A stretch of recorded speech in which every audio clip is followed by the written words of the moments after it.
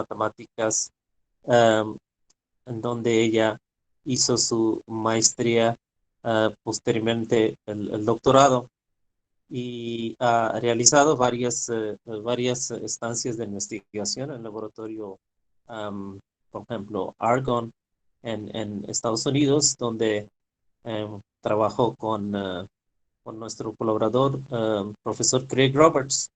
De hecho, en este momento me gustaría mencionar que como el trabajo de ella es básicamente en QCD y física hadrónica, en el doctorado ella, pues conjuntamente con Craig Roberts, conmigo, propuso un nuevo modelo que se llama modelo de la interacción de contacto. Es el primer artículo que salió, en donde pues ella era la primera autora, y desde el nacimiento de este modelo, creo que ya existen varias docenas de artículos que usan este modelo. Yo recuerdo que yo estuve en Argonne para dar un seminario, y justo unos días antes del seminario me llegó los primeros plots muy bonitos que ella había hecho, y el trabajo que hicimos tenía mucho impacto. En relación a su trabajo de investigación, sí, a mí me gustaría mencionar que uno de los índices que se nos olvida a veces es qué impacto tienen nuestros trabajos de investigación. Y si ven trabajo de Xiomara, van a ver que el promedio de las citas de sus artículos es 45. Entonces, ha recibido 45 citas por artículo en su trayectoria, y es un índice muy alto en comparación con hasta varios investigadores establecidos, ¿no? Y pues creo que no voy a decir muchas cosas más. Ella ha participado en la organización de varios eventos nacionales e internacionales. En este momento también lo sigue haciendo este año. Am, hay Olimpiadas de Física, de Mesoamericano de Física, que también organiza los talleres de ciencia tecnológica en educación media para comunidades alejadas y marginadas del estado de Chiapas. Ha formado pues, parte casi permanente ya de la Escuela de Física Fundamental Mexicana y de Centroamérica. Ha impartido pues, varios cursos también, y forma pues, parte del Sistema Nacional de Investigadores, y trabaja actualmente en el Mesoamerican Center for Theoretical Physics, MSTP, de la Universidad Autónoma de Chiapas, con una cátedra CONACYT. Vamos a dar una bienvenida a ella. Ella va a estar trabajando, va a estar hablando del modelo de quarks y hadrones. Adelante, Xiomara. Gracias por aceptar la invitación para el seminario. No, gracias a ti, Adnan. Gracias por la presentación. También quiero agradecer a los organizadores, a Emilio, por invitarme a dar este seminario. Platicaba hace unos minutos que a pesar de que yo soy egresada del instituto, nunca había dado el seminario, el coloquio. Entonces estoy muy contenta de poder darlo hoy. Entonces, bueno, yo les voy a hablar sobre el modelo de quarks y los hadrones, con este modelo que ya mencionaba Adnan, que se llama modelo de interacción de contacto, y que tiene esta forma diagramática que voy a estar mencionando, que es cada una de estas cosas a lo largo de mi charla. Bueno, organicé la plática de la siguiente manera. Primero les voy a dar una introducción, por qué nos interesa estudiar a los hadrones, en especial los hadrones pesados.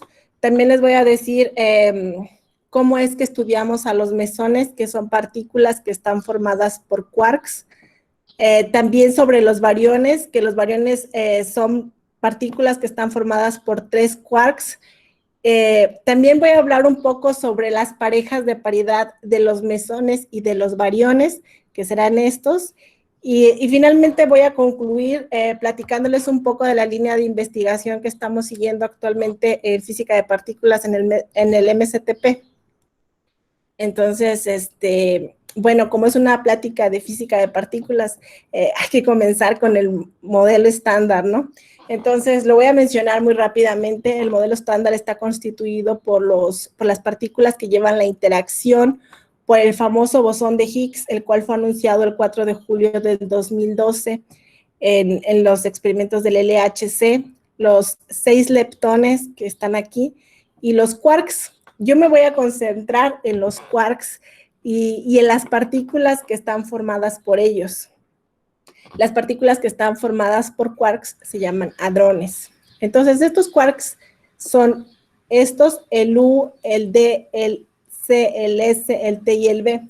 El U, el D y el S es lo que en esta plática voy a llamar los quarks ligeros, y los mesones que estén formados por estos quarks también les voy a llamar mesones ligeros. El C y el B y el T es lo que voy a llamar los quarks pesados, y las partículas que están formadas por uno o dos de estos quarks les voy a llamar quarks pesados. Entonces, como decía, hay dos tipos de partículas que están formadas por quarks, que son los mesones y los bariones. Mesones están formados por un quark y un antiquark, y los bariones por 3 quarks. Todos estos quarks son fermiones, entonces todos tienen spin 1 medio. Aquí les puse la masa, la carga, el spin y el nombre de cada uno de los quarks, pero en particular todos tienen spin 1 medio. Entonces, por ejemplo, si se juntan para formar un mesón, ese mesón puede tener spin 0 o spin 1. Y para los bariones, cuando se juntan 3 bariones de spin 1 medio, el resultado solamente puede tener spin 1 medio o spin 3 medios. Bueno, entonces, si uno quiere estudiar mesones, uno tiene que estudiarlos con esta ecuación que se llama la ecuación de Bethe-Salpeter, y esta ecuación sirve en general para describir todas las partículas que están formadas por 2 quarks. Por ejemplo, pueden ser los mesones, pero también podrían ser los diquarks. Y la otra ecuación importante es la ecuación de Faddeev. Esta ecuación nos ayuda a describir estados ligados de 3 partículas, como son los bariones. Un ejemplo podría ser el protón. Pero también a lo largo de la charla voy a ir mencionando cada una de las partes de estas ecuaciones. Entonces voy a empezar con los más sencillos, que son los mesones.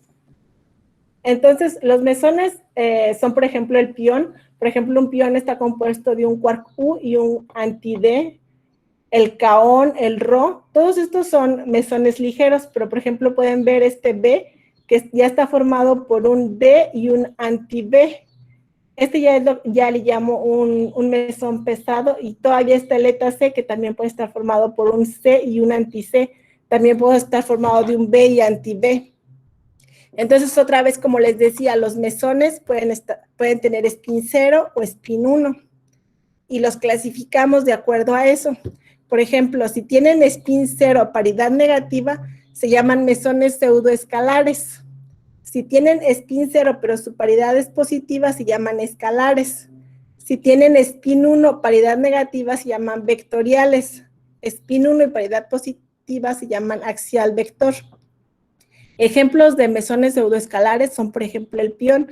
El pión fue con el que empezamos a estudiar este modelo, y es uno de los más interesantes, ya que es el bosón de Goldstone, que está asociado al rompimiento de la simetría quiral. También otra cosa que es importante mencionar aquí es que los mesones pseudoescalares, por ejemplo, son parejas de paridad, son parejas quirales del escalar, del vectorial es pareja quiral del axial vector. Entonces, ahora nos están interesando mucho estudiar las parejas de paridad, y es uno de los problemas que tenemos y que estamos resolviendo junto con Gustavo, que está estudiando actualmente su doctorado ahí en el instituto, y con Adnan. Entonces, bueno, estos mesones también se clasifican de acuerdo a su isospin y a su hipercarga, en unas figuras geométricas muy bonitas que fueron propuestas por Gell-Mann en 1961, y que, por ejemplo, para los mesones pseudoescalares sería esta. Este es un octete de mesones. Entonces, aquí están los piones, por ejemplo, y aparte todos cada una de las partículas, por ejemplo, los mesones pseudoescalares, los mesones vectoriales, todos los podemos poner en diferentes multipletes. Y cada uno de estos multipletes, las masas que están dentro de estos multipletes tienen que estar relacionadas y se relacionan por medio de esta fórmula, que es la fórmula de Gell-Mann-Cubo, que seguramente han escuchado hablar. Entonces sabemos que todas las partículas dentro de un multiplete deben de satisfacer esta fórmula y entonces tienen ciertas relaciones de masa que tienen que satisfacer. Lo mismo se puede hacer para bariones. Uno puede clasificarlos de acuerdo a su hipercarga y a su extrañeza de esta manera. Entonces, por ejemplo, todas las partículas que están sobre estas líneas tienen la misma extrañeza. Todas las que están sobre estas líneas tienen la misma carga. También todas las que están en las mismas líneas tienen más o menos la misma masa. Aquí se las puse, por ejemplo, en términos de sus quarks, ¿no? Aquí está esto es para bariones que tienen spin medio, pero también podemos hacer lo mismo para bariones que tengan spin 3 medios. Y quizá este es más interesante que el anterior, porque cuando Gell-Mann la propuso, todavía no se descubría esta partícula, el omega menos. Y aquí les puse su composición en términos de sus quarks. Entonces, bueno, ahora yo lo veo no tan difícil que Gell-Mann haya visto que debía de existir una partícula que tuviera los 3 quarks S.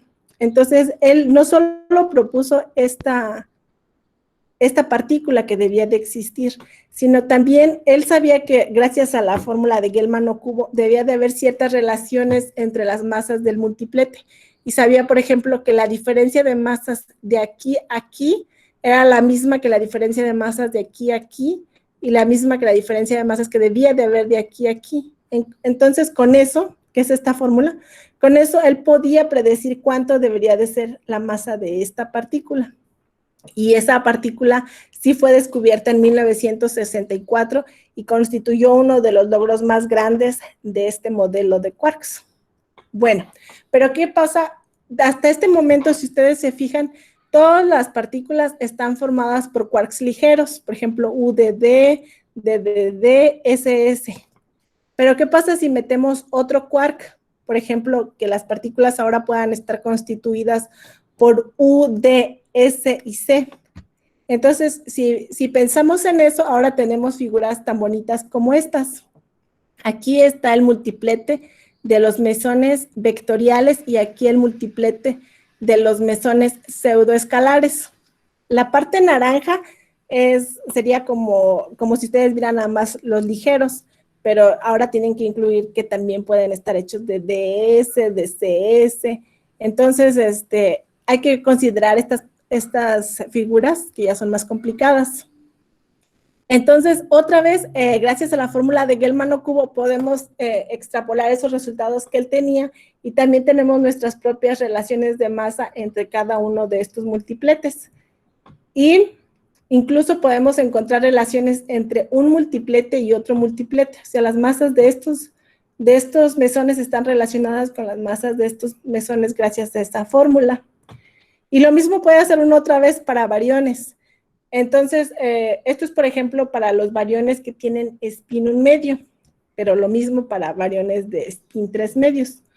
Quizás lo más interesante es que las partículas que llamamos ligeras, los bariones ligeros que están en el primer piso, digamos, de esta figura, todas han sido detectadas porque todas están hechas de quarks ligeros. Las del segundo piso, algunas han sido detectadas, otras no. Las del tercer piso, que ya tienen dos quarks pesados, no han sido detectadas en los experimentos. Y las últimas, las que tienen 3 quarks pesados, todavía no están detectadas en los experimentos. Entonces es aquí donde se vuelve relevante estas fórmulas de Gell-Mann-Cubo que relacionan las masas dentro de un multiplete. Porque si uno va a hacer una predicción sobre alguna de estas masas, uno tiene que verificar que se cumplan estas relaciones. Esta es una de las más comunes, aquí se las puse para ejemplificar. Aquí Q podría ser un quark C o un quark B. Entonces, siempre se debe de cumplir esta relación. Entonces, si ustedes quieren proponer una masa, no se puede proponer así nada más, ¿no? Tiene que cumplir ciertas propiedades. Entonces, pues las que no han sido detectadas, ahorita hay muchos esfuerzos para detectarlas, ¿no? Están muchos laboratorios que están intentando medirlas. Por ejemplo, está el Bell, el cual ha hecho muchos experimentos buscando resonancias de variones que tienen los quarks C. También está el laboratorio Jefferson. El laboratorio Jefferson tiene un programa especialmente dedicado a estudiar los mesones y los variones en términos de sus factores de forma. También está el experimento PANDA, que está buscando variones que tengan quarks S y C. Uno de los más importantes, el LHC, que también tiene un detector especial para detectar partículas que tienen los quarks C y B. Y de hecho, ahí fue donde encontraron uno de los variones que tienen 2 quarks pesados, que es este. Y nosotros ya también dimos una predicción sobre este en un artículo que también nosotros hicimos en el 2019 cuando salió este resultado. Bueno, también en la parte teórica, ahorita hay muchos esfuerzos para tratar de encontrar cuáles son las masas de estos variones pesados. Por ejemplo, está el análisis covariante de Poincaré, hay muchos estudios de lattice, hay potenciales variacionales de Coulomb y Cornell, modelos relativistas, modelos fenomenológicos, hay muchos experimentos, muchas partes teóricas que estamos enfocados en tratar de entender las masas, de entender y de medir las masas de estos variones y mesones pesados. Y como les decía, no solamente de los que tienen paridad positiva, sino que también de los que tienen paridad negativa. De las parejas de paridad de estos, por ejemplo, estos son los mesones vectoriales, pero también están sus parejas de paridad. Por ejemplo, aquí les puse el Rho. La pareja de paridad del Rho sería el A1. Si ustedes se fijan, un Rho está hecho de un D y un anti-U, también un A1 está hecho de un D y un anti-U, pero su diferencia de masas, del Rho, su masa es de 770 megaelectronvolts y de A1 es aproximadamente 1260, pero los dos tienen el mismo spin, lo único que es diferente es la paridad, entonces la diferencia de masas es mucha. También el delta tiene 1232 y su pareja de paridad tiene 1700. Otra vez es una diferencia de aproximadamente 500 megaelectronvolts, igual que el nucleón y su pareja quiral, que es de 1535, tienen una diferencia de masa de 500 megaelectronvolts. Entonces, es una cosa que todavía no entendemos por qué las diferencias de masas. Si la simetría quiral fuera una buena simetría de QCD, esas masas deberían de ser iguales, pero todavía no podemos entender por qué se dan estas diferencias tan grandes de masa en las parejas de paridad. Entonces, es un trabajo que también estamos, como les dije al principio, estamos estudiando las parejas de paridad con Gustavo, y es uno de los artículos que tenemos próximos. Bueno, también las parejas de paridad, hay esfuerzos para tratar de encontrar cuáles son teóricamente sus valores. Por ejemplo, todos estos han estudiado las parejas de paridad, pero solo de variones y mesones que tienen quarks ligeros. Aquí fue donde se estudió el primer barión que está hecho de 2 quarks pesados. También nosotros hemos estudiado los mesones que tienen paridades opuestas, y también Craig Roberts en 2017 sacó parejas de paridad, pero solo de mesones y variones ligeros. Entonces, falta de variones pesados, que es lo que estamos tratando de hacer nosotros ahora. Pero bueno, con esto puedo terminar la introducción.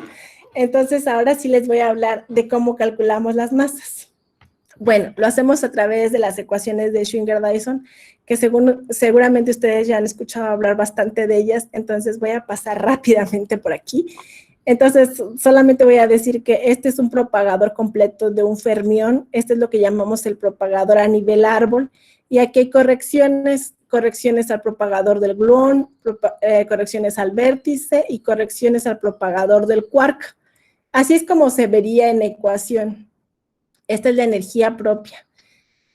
Para nuestro modelo, nosotros usamos este ansatz, que quiere decir que el propagador del gluón lo ponemos así, como si fuera una constante, y el vértice lo ponemos así. Este es el vértice quark-gluón. hacemos regularización de tiempo propio y si metemos estos ansatz dentro de esta ecuación, encontramos la ecuación GAP para el modelo. Ahora, aquí voy a hacer el paréntesis de decirles que estas dos cosas que estoy poniendo aquí, estas dos suposiciones que tiene nuestro modelo son muy fuertes, porque generalmente este propagador del gluón debería describirse como una ecuación que debería de tener su propia ecuación de Schwinger-Dyson, que sería esta con todas las correcciones. Pero acuérdense que estas correcciones venían también aquí, entonces estas dos ecuaciones están acopladas. Y también aquí hay un vértice quark-gluón que también tiene sus propias ecuaciones de Schwinger-Dyson y que también son infinitas y que las tres están acopladas. Entonces, por ejemplo, un propagador de un gluón debería de verse así, a nivel árbol, más hay que agregar todas las correcciones. Entonces, hicimos una simplificación bastante drástica, pero que todavía nos da buenos resultados para propiedades estáticas de las partículas. Con propiedades estáticas quiero decir que no dependen del momento relativo. Bueno, también el propagador del gluón, ahí lo puse muy simple, pero en general el vértice del quark-gluón, pero en general este vértice también debería de tener una expansión de esta manera. De hecho, nosotros lo hemos en nuestro grupo, ahí en el Instituto de Física y Matemáticas de la Michoacana, hemos estudiado este vértice quark-gluón a un lazo. Y ese trabajo lo hicimos con Luis Albino, con María Elena Tejeda, que está en Colima, con Rocío Bermúdez, que está ahora en Argentina, y estudiamos ese vértice a un lazo, y ahí vimos que había dos diagramas, que le llamamos el diagrama abeliano, porque tiene una contraparte en QED, y que es el diagrama no abeliano, que le llamamos así, porque no tiene una contraparte en QED. Si se fijan, la diferencia entre estos dos diagramas es que aquí los gluones sí pueden interaccionar entre ellos y acá no. Entonces, este diagrama contribuye mucho a la generación dinámica de masas y eso lo pueden ver en este artículo del 2017 que como les digo, lo hicimos con Luis, con Rocío y con María Elena y con Adnan. Entonces, bueno, solamente ahí quería decirles que en realidad sí son dos suposiciones muy drásticas, pero que el modelo todavía nos da buenos resultados para propiedades estáticas de las partículas como lo son la masa. Entonces, regresando a los mesones, ahora que ya tengo la ecuación GAP y que ya sé qué suposiciones tiene mi modelo, ya puedo estudiar lo que se llama la ecuación de Bethe-Salpeter, que esta es la ecuación que describe otra vez estados ligados de dos partículas como mesones o diquarks. Esta línea que ustedes ven aquí, que es una línea punteada, representa un mesón. Aquí hay un quark y otro quark, ¿no? O un quark y un antiquark. Aquí otra vez está el mesón. Esto que llamo I gamma es la amplitud de Bethe-Salpeter. Esta amplitud de Bethe-Salpeter se escribe así para nuestro modelo. En general, esta ecuación es un poco más complicada, tiene otros términos, pero para nuestro modelo, como no depende del momento relativo, sí se simplifica así. Entonces, estos son los propagadores de los quarks. Aquí dentro de esta caja azul, lo que le llamo el kernel, he puesto todo lo que puede pasar entre los quarks, por ejemplo, que intercambien un gluón. Así se vería este esquema en ecuación, ¿no? Esta es la ecuación de Bethe-Salpeter, donde este G que ustedes ven aquí está escrito en términos de los dos propagadores de los quarks, y de la amplitud de Bethe-Salpeter, que sería esta. Entonces, una vez que ustedes meten esta ecuación aquí y que escriben que es G, ustedes pueden encontrar que esta es una ecuación de eigenvalores. Bueno, pues así va a quedar la ecuación, que es la ecuación de eigenvalores. Cuando el eigenvalor sea igual a 1, entonces ustedes van a tener la masa de la partícula del mesón que ustedes estén estudiando. Entonces, así de fácil será encontrar las masas de los mesones. Y lo complicado tal vez es son los parámetros que tenemos que usar para encontrar ese eigenvalor. Estas masas que ustedes ven arriba son las masas que usamos, que llamamos las masas corrientes, las que están arriba. Y las masas que puse con mayúsculas son las masas vestidas o las masas constituyentes. Entonces, nuestro modelo nos permite calcular cuál es, cuando empezamos con una masa corriente, cuál debe de ser su masa constituyente. Entonces, estas son las masas que usamos en nuestro modelo para calcular las masas de los mesones. También usamos otros parámetros que son estos, y que estos parámetros han ido cambiando a lo largo del tiempo, ¿no? En el 2015, Marco Bedoya, que seguramente también lo conocen ahí en el instituto, comenzó a estudiar cuáles deberían de ser los parámetros que se deben utilizar en el modelo, y al principio creíamos que se podían usar los mismos parámetros para todos los mesones que estaban constituidos de quarks ligeros. Y sí, para los quarks ligeros funcionaba bien, pero no funcionaba bien para los quarks ligeros, para los mesones que estaban constituidos de quarks pesados. Entonces, lo que tuvo que hacer él fue empezar a modelar diferentes parámetros para ver cuáles le daban mejor. Entonces, estos son los parámetros que él consiguió y que ya hemos usado desde el 2018 para calcular las masas. Entonces, por ejemplo, si un mesón está hecho de puros quarks B, entonces usamos estos parámetros. Si en cambio está constituido de quarks B y C, usamos estos. Si está constituido solo de quarks C, usamos estos. Entonces, ya hemos podido calcular la masa de una gran cantidad de mesones. De hecho, aquí les escribo algunos, ¿no? Por ejemplo, del pión, esa es la masa experimental, y esta es la masa que nosotros encontramos con nuestro modelo. Entonces, para todos pueden ver que las masas experimentales son muy cercanas a las que nosotros encontramos para nuestro modelo. Y esto lo podemos hacer para mesones pseudoescalares, pero también ya lo hicimos ahora con Gustavo para sus parejas de paridad, que serían, estos son los escalares, que sería, por ejemplo, el sigma. Entonces, también las masas nos dan muy bien. Y también se puede hacer para vectoriales, y también encontraríamos una ecuación de eigenvalores, también para axial vector y también para escalar. Entonces, estas serían las ecuaciones de eigenvalores. Bueno, entonces, si uno los grafica, se va a dar cuenta que aunque los mesones estén constituidos de quarks ligeros o de quarks pesados o de un quark ligero y un quark pesado, siempre los mesones más pequeños son los pseudoescalares. Los vectoriales son un poco más grandes, que son los verdes. Los azules son los escalares, y los más pesados siempre van a ser los axial vector.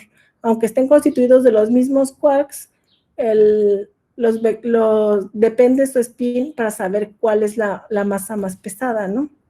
Entonces, bueno, ya terminamos de calcular los mesones, pero los mesones están constituidos de un quark y un antiquark. Entonces uno piensa, seguramente debe de ser muy similar calcular las masas de los diquarks, porque también, finalmente también están hechos de quarks.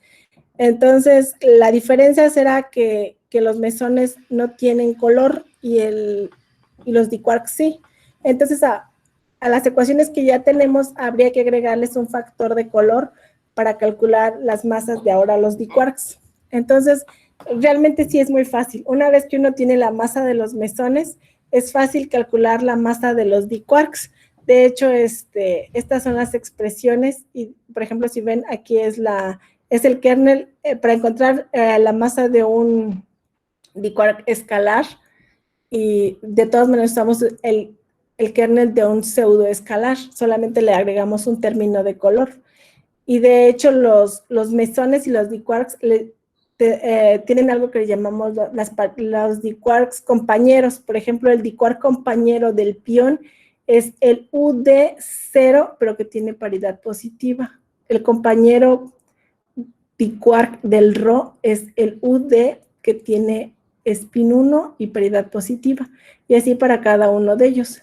Igualmente que los mesones, los diquarks también se clasifican de acuerdo a su spin y a su paridad. Si tienen spin 0, paridad positiva, se llaman escalares. También hay vector axial, hay pseudoescalar y hay vectorial. Entonces, una vez que uno tiene los de los mesones, es relativamente fácil calcular las masas de los diquarks y ya lo hemos hecho, ¿no? Entonces, bueno, ahora ya tengo las masas de los diquarks y ahora quiero calcular las masas de los bariones. Los bariones ya están hechos por 3 quarks. Entonces digo, bueno, ya no voy a pensar que un barión está hecho por 3 quarks. Ya voy a pensar que un barión está hecho por un quark y un diquark. Y eso me va a reducir mi problema de 3 cuerpos a un problema de 2 cuerpos. Ahora voy a pensar, los bariones están hechos de un quark y un diquark. Bueno, ¿y eso en qué me va a servir? Bueno, si yo pienso que el barión está compuesto de 3 quarks, voy a tener que hacer 64 estructuras de Dirac. Pero si yo pienso que no, que está hecho de un diquark y un quark, entonces solamente voy a tener 8 estructuras de Dirac. Entonces voy a reducir mucho mi problema. Y la verdad es que no voy a perder mucha información. Según estudios de este artículo de Gernot-Eichmann, sabemos que si nosotros empezamos con el problema de 3 cuerpos o con el problema de 2 cuerpos de esta manera, solamente la diferencia va a ser un 5%. Entonces, realmente no voy a perder mucho en los cálculos, digo, en el resultado, pero sí voy a ganar mucho en los cálculos.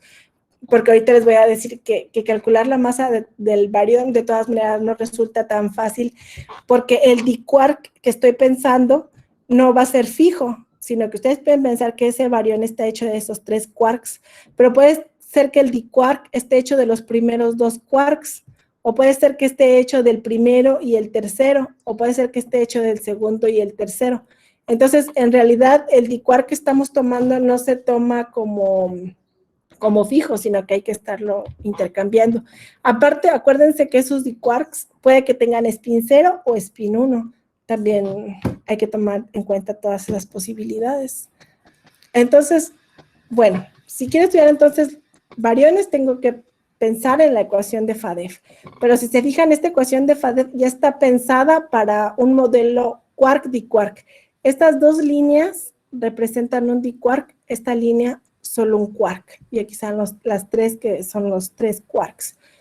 Ahora esta sí es lo que se llama la amplitud de FADEF. Y ahora aquí tenemos estas gamas que son amplitudes de Bethe-Salpeter, que ya vimos que vienen de la ecuación de Bethe-Salpeter.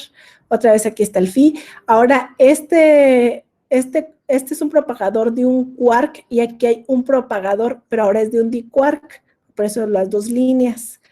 Entonces, pero acuérdense otra vez, si estos diquarks pueden tener pueden tener spin 0 o spin 1. Si tienen spin 0, esta va a ser la ecuación de Bethe-Salpeter, esta es la amplitud de Bethe-Salpeter que tenemos que usar. Si tienen spin 1, esta es la ecuación de Bethe-Salpeter que tienen que usar. Ahora, si el propagador es escalar, este es el propagador del diquark escalar, que se parece mucho a un propagador de un quark. Y este es el propagador de un diquark que es vectorial. Entonces hay que tomar todas estas cosas. Y también el psi tiene que ver con estas que son las S, que tienen que ver con los diquarks. Si son escalares, la amplitud la ponemos con una S. Si los diquarks que están involucrados son vectoriales, los ponemos con estas As. Bueno, tal vez esos muchos detalles técnicos, pero imaginen ustedes que estamos hablando de un protón. Entonces, un protón está hecho de un quark D y 2 U's.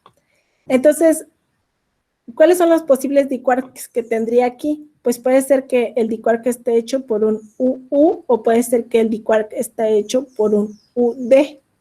Entonces, aquí los pongo así, ¿no? UD o UU. Pero también puede ser que esos tengan cualquiera de los dos isoespines, ¿no? Y también puede ser, si son escalares, le voy a poner así signos de corchetes. Si son vectoriales, les voy a poner así como llavecitas. Entonces, si son escalares, tienen esta estructura y está dentro de aquí. Si son vectoriales, pueden ser estos o pueden ser estos, pueden ser esta estructura o esta estructura y por eso se considera 2 veces aquí. Entonces, en realidad, uno tiene que solucionar una matriz 5 por 5. Entonces, esa matriz 5 por 5 sería así más o menos. Entonces, esto, por ejemplo, aquí les puse, por ejemplo, una cosa de estas sería, por ejemplo, que describe el rompimiento de un diquark Q3Q4. Este diquarks se rompe a través de la emisión de un quark Q3. Uno de estos se emite y se junta con un quark Q2 para formar un diquark Q3Q2. Entonces, aquí tomo en cuenta todas estas posibilidades que pueden tener los diquarks, ¿no? Entonces, luego hay que resolver esta ecuación. Otra cosa que es importante es que, ¿cómo le digo a la matriz cuáles son los quarks que están involucrados?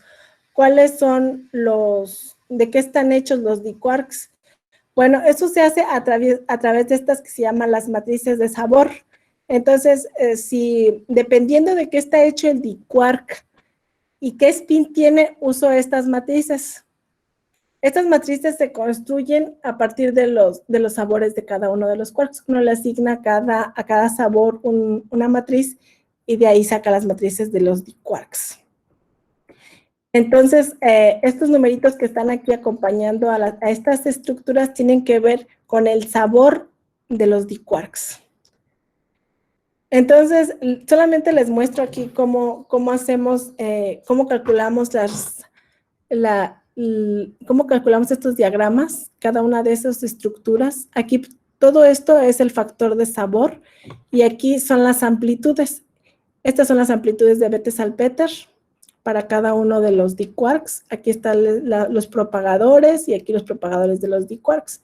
Entonces eso lo tengo que hacer todo, como es una matriz que es 5 por 5, pues hay que hacerlo tantas veces como sea necesario. Y también, otra cosa que también uso, porque ya los cálculos son muy grandes, es que el propagador que hay aquí lo pongo en una aproximación que se llama la aproximación estática, que fue propuesta en este artículo y que también funciona muy bien. De hecho, en principio, esta aproximación estática que tiene que ver con el propagador del quark, se había propuesto que en lugar de escribir el propagador así como es, que se escribiera así 1 entre MF, pero ha ido cambiando. De hecho, Craig Roberts lo propuso así y funcionaba bien para los variones ligeros, pero ahora nosotros lo que queremos es que ya vemos que hay muchos parámetros que hay que estudiar.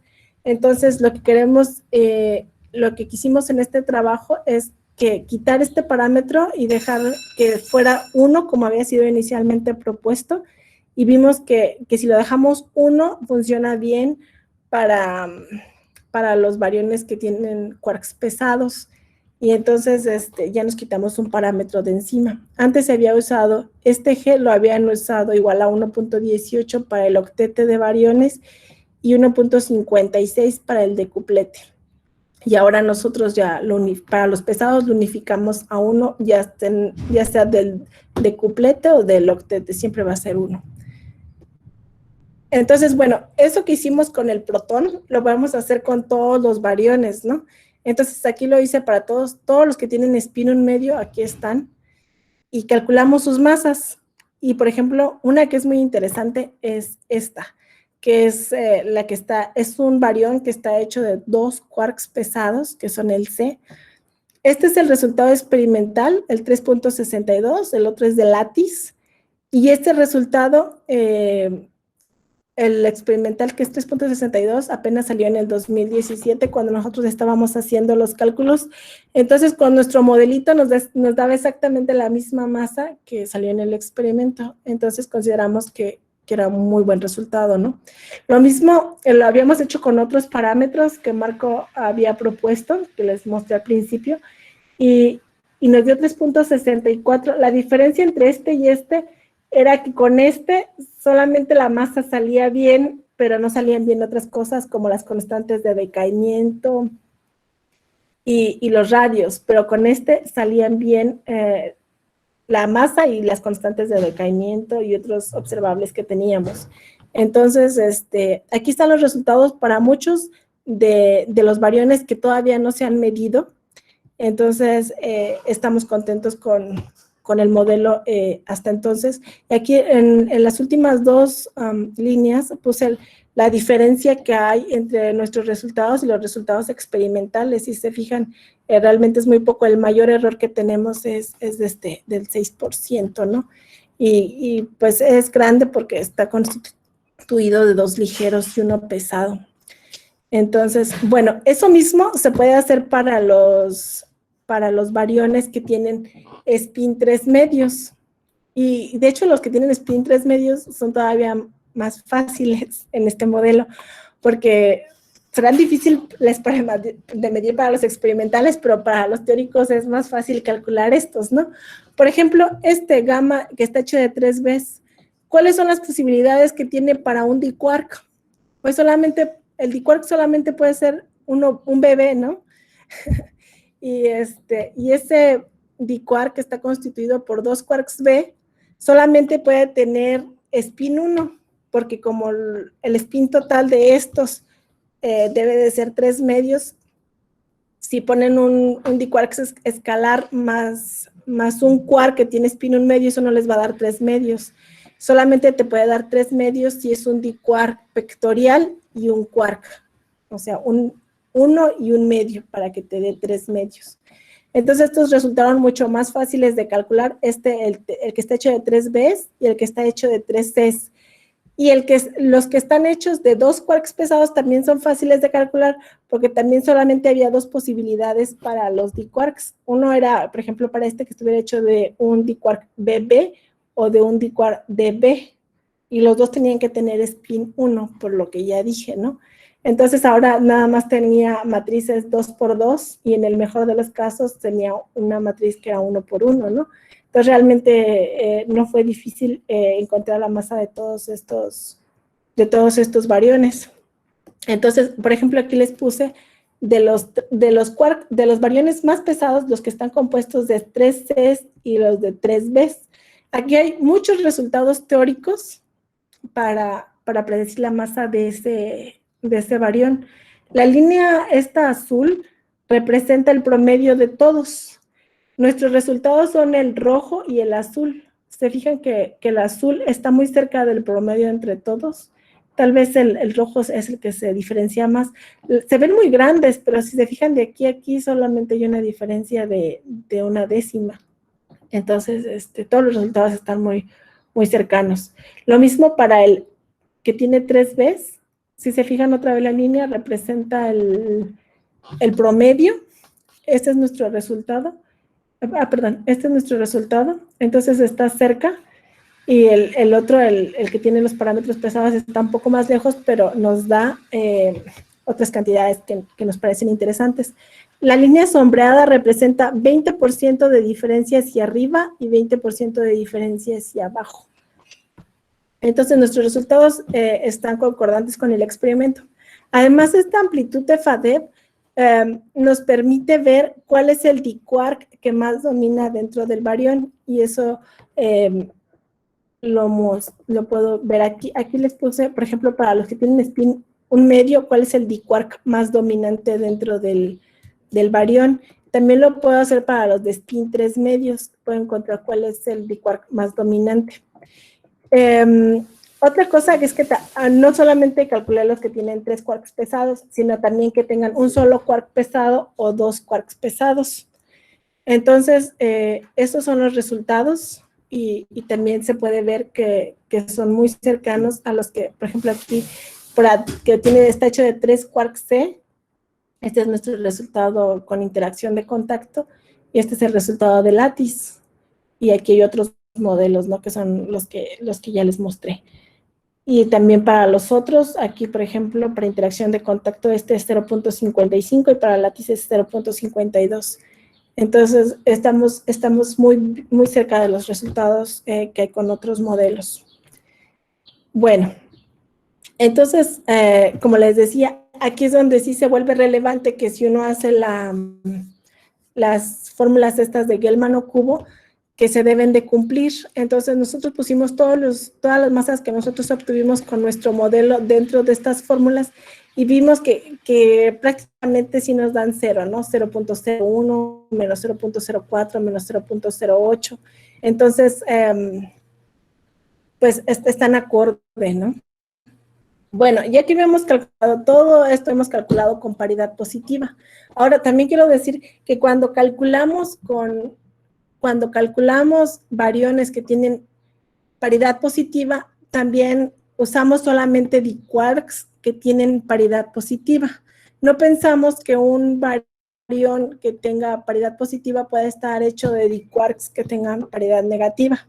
Pero para el caso de los variones con paridad negativa, empezamos haciendo el cálculo y consideramos si la contribución de, aunque el barión total tuviera paridad negativa, que los diquarks que lo constituyeran si tuvieran paridad negativa también, paridad positiva también.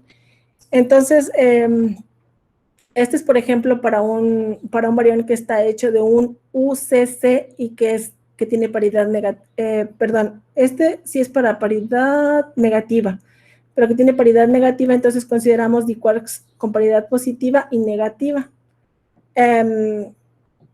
Y entonces ahora se complica un poco el problema porque ahora tenemos que usar no matrices 5x5, sino matrices que ya van a ser 10x10, porque aparte de estas que aparecen aquí, todavía hay que considerar otras estructuras de Dirac. Entonces, bueno, este es un trabajo que estamos haciendo con Gustavo, y también no quiero asustarlos mucho con todo esto, ¿no? Parecen matrices muy grandes, pero todo esto ya hay programas de matemática, está FeinCalc, está Tracer, que ya nada más le metemos las expresiones y nos saca el resultado final. Le metemos los números y nos da la gráfica, o las masas de las partículas. Entonces, esto ya lo tenemos todo muy, muy automatizado para que nos dé los valores correctos. También un resultado preliminar que les puedo dar de esto es que los diquarks con paridad positiva contribuyen muy poco para el barión con paridad negativa. Entonces, finalmente estamos optando porque estos variones con paridad negativa solo estén hechos de diquarks con paridad negativa.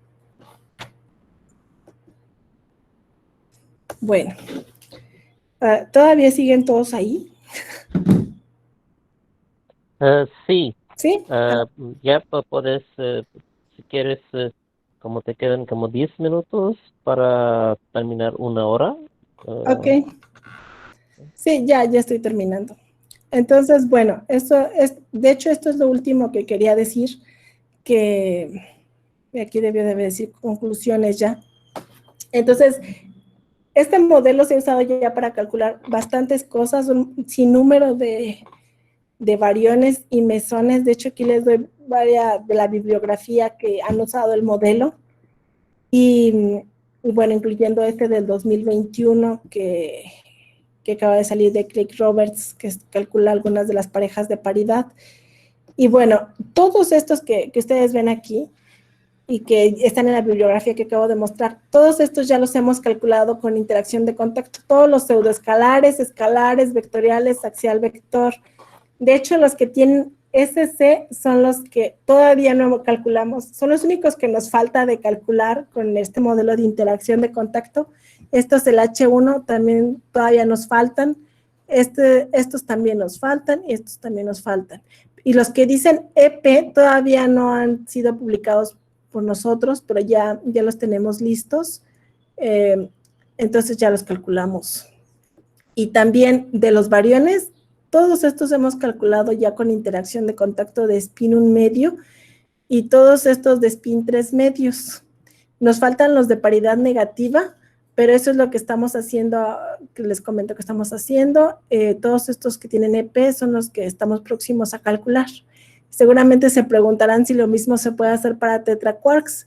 Bueno, pues sí se puede hacer, y de hecho, con un modelo muy sencillo basado en este modelo de interacción de contacto, ya se han hecho cálculos de tetraquarks en un artículo de Marco Bedoya del año pasado. Entonces, también podemos extender nuestros estudios a tetraquarks. Y bueno, entonces, eso es lo que estamos haciendo. Les voy a platicar un poquito de otros proyectos que tenemos, que estamos haciendo las parejas de paridad con Gustavo y con Marco. También otra cosa que estamos haciendo es estudiar factores de forma de mesones axiales y eso lo estamos haciendo con Héctor Bello y Roger y Adnan. Estamos tratando de buscar cuáles son los factores de forma de los mesones axiales y también tratamos de estudiar el momento magnético anómalo del muón. También queremos estudiar los factores de forma, no solamente de los mesones, sino también de bariones, y uno de los que hemos comenzado a hacer es del N, el factor de forma de transición del N al N1535. En este trabajo también está participando Kepani, y creo que ya también está muy avanzado. También estamos haciendo algo de generación dinámica de masas, eso lo hacemos con Fabiola, con Manuel del Estado de México, con Jesús de la Universidad Autónoma de Chiapas, con Rocío, que también es egresada del Instituto de Física y Matemáticas. Estamos viendo lo del vértice de 3 gluones, apenas es un trabajo que hemos comenzado, pero seguimos en eso. También lo mismo con Edgar, está haciendo su tesis un poco en generación dinámica de masas, y también siguiendo con esto de las masas de los hadrones, también las estamos calculando con un modelo no relativista que ha propuesto Alfredo, y que ya también tenemos un artículo listo donde calculamos las masas de los mesones, bariones y también de sus estados excitados usando este modelo no relativista. Y bueno, solamente para terminar, quería decirles pues que si alguien está interesado en alguno de estos temas, pues estamos muy interesados en seguir trabajando en esto. Y también que el MSTP realiza muchos eventos y ojalá puedan participar. Y bueno, con eso concluyó lo que tenía que decir. Gracias. Muchísimas gracias, Chio, por una plática muy, pues, que cubrió muchos aspectos del trabajo que has estado realizando, y creo que tal vez has estado colaborando con todos en México que trabajan en este tema, y has realizado mucho trabajo. Muchas gracias, y pues un aplauso virtual, no sé cómo se hace eso, pero muchas gracias. Entonces ahora podemos empezar con la sesión de preguntas. ¿Alguien tiene preguntas?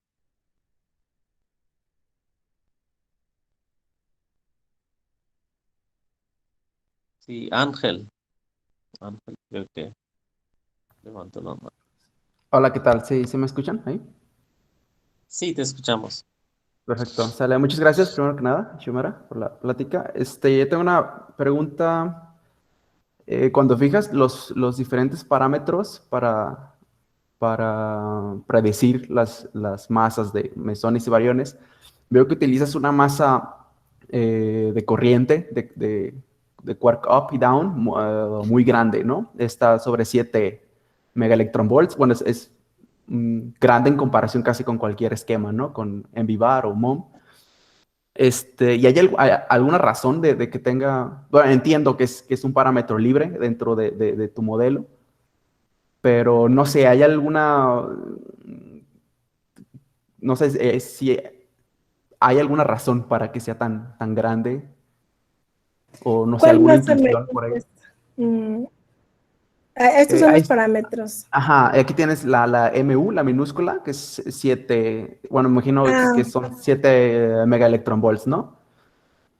Sí, pero Sí, es muy sí. grande, casi en cualquier esquema está como entre 2 y 3 megaelectronvolts, pero aquí es muy grande, no sé Sí, la cosa es que la masa generada, la masa esta constituyente, siempre quiere que esté sobre los 400 megaelectronvolts. Entonces, si la pones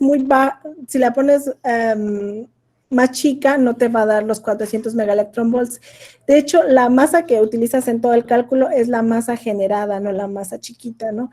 Entonces, sí está grande, pero es parte del modelo, ¿no?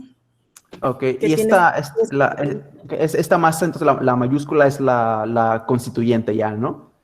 Sí, sí. Es, De hecho, la este, chiquita solamente. Ujú. Ajá. Entonces, bueno, si entiendo el modelo, entonces no tienes una masa dinámica. Aquí, ¿cómo fijas o cómo calculas esta M mayúscula? ¿Esta M mayúscula? Ajá, la constituyente, porque Sí, no es dinámica, ¿o sí?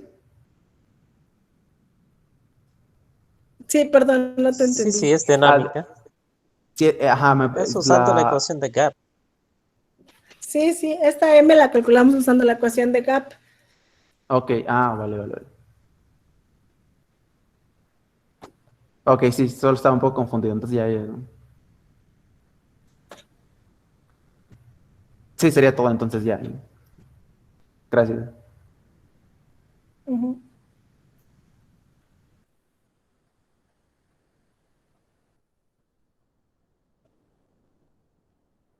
Pietro, adelante. Ni te Hola, había Xiomara. visto. ¿Qué tal? Hola. Te quería preguntar, mencionaste, creo que la aproximación estática para el propagador del quark, o sea, aproximar el quark como algo constante de su propagador, funciona también para bariones ligeros. Eso como que me sorprendió. Yo pensaría que para bariones ligeros hay que pues, tomar en cuenta la dependencia del propagador del momento en toda su completeza. ¿No? ¿No es así entonces? Xiomara, tú tienes tu micrófono apagado. Perdón. Entonces, esta es la que llamo la aproximación estática, que es el propagador del quark, de aquí, que es el que se está intercambiando. Entonces, lo que decía es que con esta aproximación estática habían hecho, en lugar de usar este propagador, lo aproximaban así. Y en general, bueno, esta definición había ido cambiando y Craig Roberts la había cambiado porque en lugar de ponerle un 1 aquí, le ponía un GB. Y Sí. cuando hablaba de octetes de bariones, usaba 1.18. Cuando hablaba de cuplete, usaba 1.56. Sí, lo ha usado para ligeros y para pesados. Es una aproximación. Sí, en principio debería de usarla toda, ¿no? Tanto para ligeros como para pesados, pero funciona bien. O sea, también Ah, para sí, protones. Sí.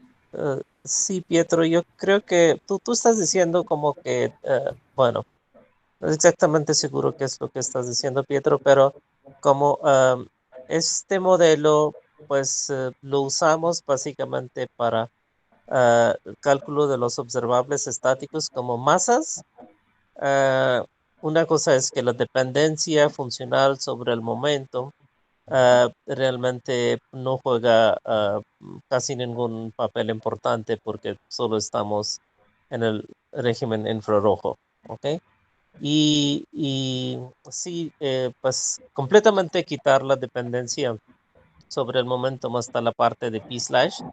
En la parte interior del diagrama, pues como que mm, mm, es importante y funciona muy bien ah, ah, manteniendo las propiedades simples de la interacción de contacto, porque si no lo tomamos realmente, pues no se puede hacer los cálculos de manera analítica como se podía hacer. Y sí funciona bien para ligeros, también para los pesados. Ok, pero a lo mejor no funcionaría bien para calcular otras Es exactamente, para factores observables, de forma, factores de forma. para cualquier cosa que va a depender de la escala del momento. Ya. Gracias.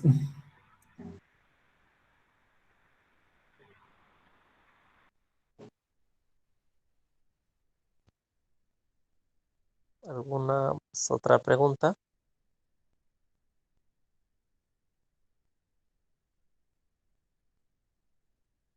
Gustavo, ¿no quiere hacer alguna pregunta? Ahí está escondido en algún lugar. No está amenazado. Mm, entonces, ya que vi que Ángel Miramontes sí estaba aquí, hizo una pregunta. Me imagino que pues alguno de los postdocs o Hola. estudiantes pueden estar tal vez interesados en tomar el problema de los cálculos de tetraquarks y de pentaquarks, em, por lo menos para empezar con un modelo sencillo, eh, no estará mal. Y yo creo que también, creo que Shimara lo que, no sé si mencionó o no, mm, ah, pues yo creo que estuve escuchando dos partes, que ah, hemos tenido mucha esperanza de muchos resultados nuevos en el Large Hadron Collider, en LHC, pero interesantemente, pues uno de los únicos resultados relacionado con otro sector era el descubrimiento de Higgs, pero aunque pues no se ha visto nueva física, pero hay muchos nuevos estados de los quarks pesados que se ha descubierto y pues eso es parte del trabajo de nosotros, hacer las predicciones para masas de estos hadrones que todavía están por descubrir y acomodar pues lo que se han descubierto hasta ahora. Entonces, pues en próximos años van a ser, me imagino, más bariones y también más tetraquarks y candidatos para pentaquarks descubiertos. Entonces hay mucho por trabajar si alguien está interesado. Eso es lo que creo que Shomara también mencionó. Y solo estoy reenfatizando lo que ella dijo. Tu micrófono está apagado, Shomara, si estás hablando. Sí, no, no estaba hablando, pero sí quiero hablar. Lo que habíamos platicado, que ahorita en el EHC están haciendo mucho trabajo para calcular muchas partículas nuevas. Aquí les estoy mostrando muchas de las que ya han sido calculadas en ese detector, que ya tienen quarks pesados. De hecho, estaba viendo que han visto 59 nuevas. Empezaron en el 2011 este detector y ahorita, por ejemplo, puedes ver en el 2019 creció mucho la producción de nuevas partículas que se han detectado también en el 2021. Entonces, pues sí, a medida que ellos avancen, nosotros también tenemos que hacer muchos avances teóricos.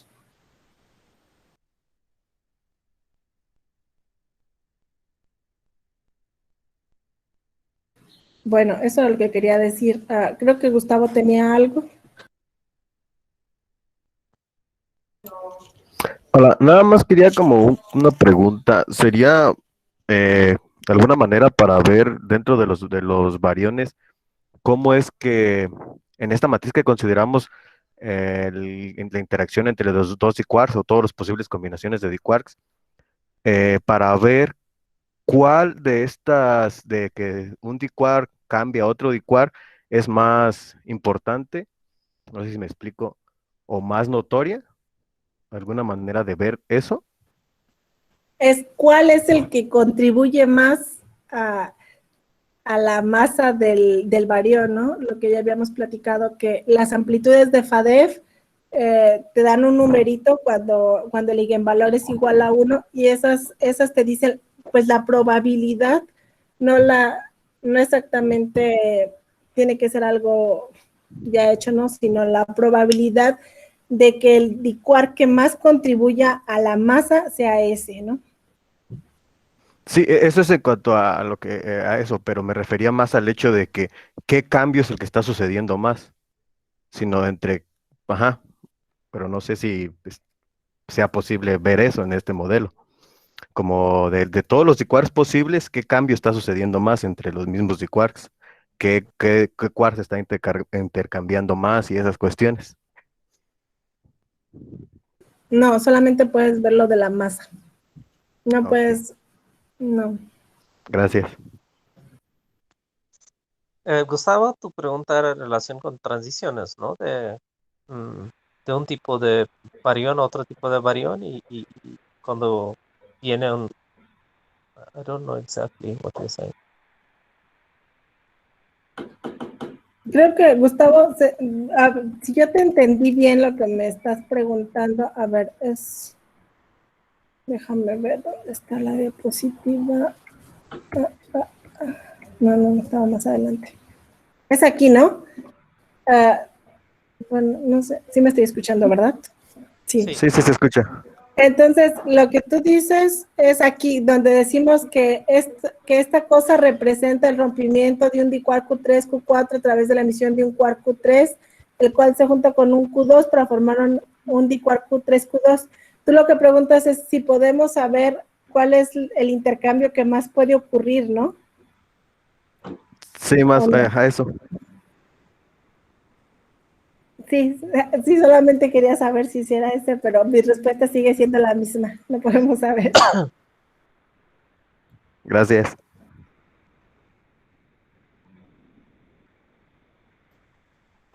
Yo tengo otra pregunta, Ok. igual, más o menos rápida. Sí. Sí, También habías adelante. comentado de que ya bueno, dentro del scope, y bueno, entre los planes que tienen para calcular y no sé si ya se ha calculado también factores de forma utilizando esta interacción de contacto. ¿Sí? ¿Y cómo se comparan ahí los resultados, no sé, con el experimento o con otras aproximaciones?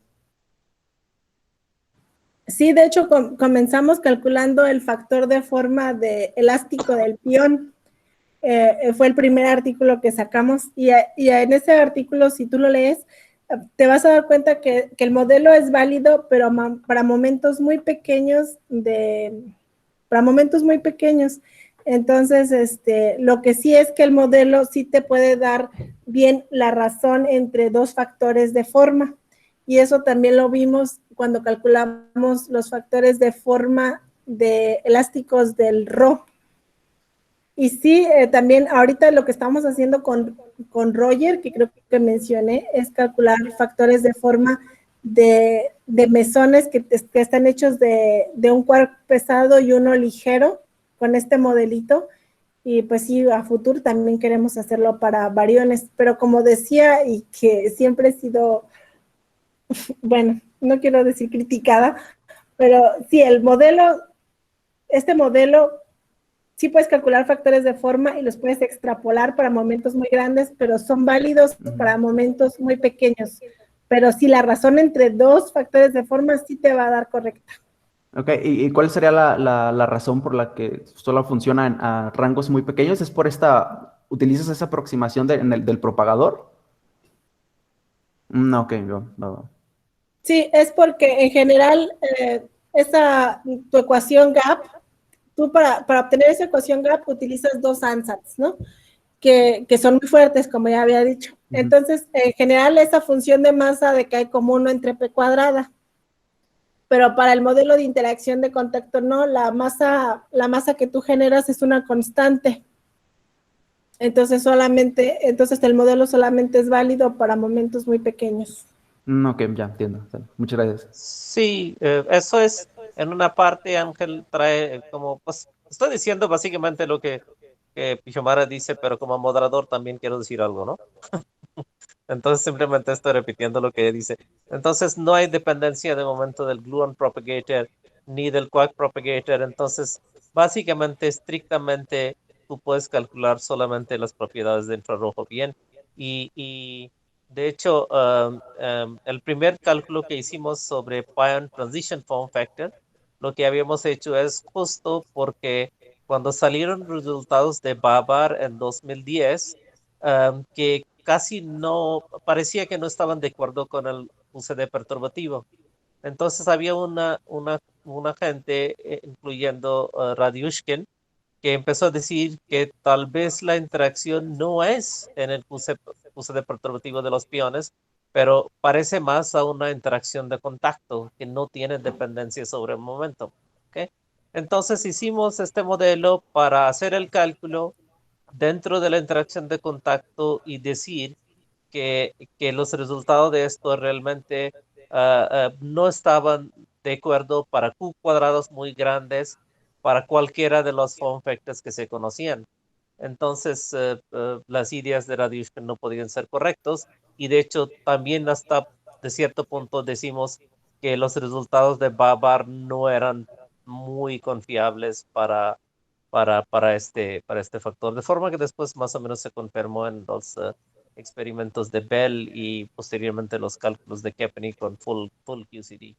Pero sí, unas primeras ideas se pueden tomar bien con este modelo, por ejemplo, charge radii, hasta pues constante de decaimientos, masas, y también factores de forma, porque algunos factores de forma tienen cálculos bien complicados, pero para tener una primera idea, pues este nos da un buen ejercicio.